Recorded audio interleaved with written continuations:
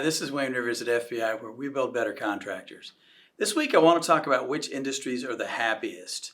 This came from a website called Flowing Data, and it details some of the American Time Use Survey, which is a survey done every other year, I think, by the U.S. Department of Labor. So what about this is important to you? Why we're in the construction game. Why do we care which industries are the happiest? Well, I think you'll be interested in this.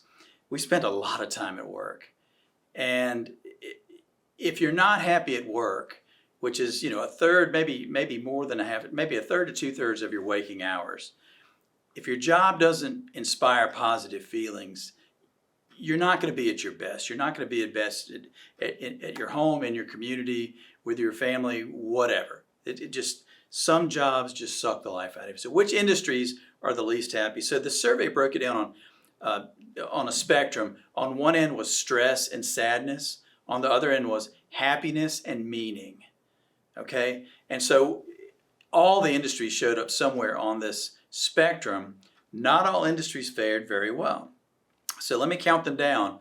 The 5 least happy industries according to the American Time Use Survey. All right? Number 5, architects and engineers. That surprised me. I'd like to know in the comments section, why would you think that architects and engineers as an industry, I mean, the engineers that I know seem like they're pretty happy folks. But anyway, I'd like to know what your opinions are. Why do they show up among the lowest of the industries in happiness? The 4th, business operations. I can see that, I suppose. Number 3, healthcare. Tremendous pressure. I mean, literally life or death every day. Number 2, education. We've had a couple jobs open here at FBI in the last few months, and we've had a lot of teachers applying for these jobs. And when I ask why, they get into some of these things that may cause them to be number 2.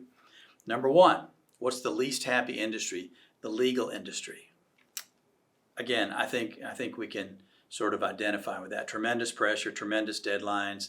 And in law, so often you have a winner and a loser. And nobody likes to be on that side. In business, it's win-win. When you're talking about legal matters, it's often win-lose. Okay, which industry scored the highest? This is where you'll be interested. Number 5, cleaning. Number 4, maintenance. Number 5, farming and fishing.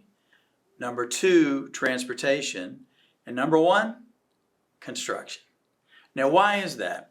If you contrast the lowest happiness, most stress and sadness industries with the top 5, the top scoring groups, you've got tangible things, like construction, farming, etc., tangible things versus intangible things. If you're in the part of if you're part of the education system or the healthcare system, it's hard to see your impact on people day to day. If you're building structures and roads and things like that, boy, you can see your impact for 40 years as you drive down that highway or cross that bridge or whatever it happens to be.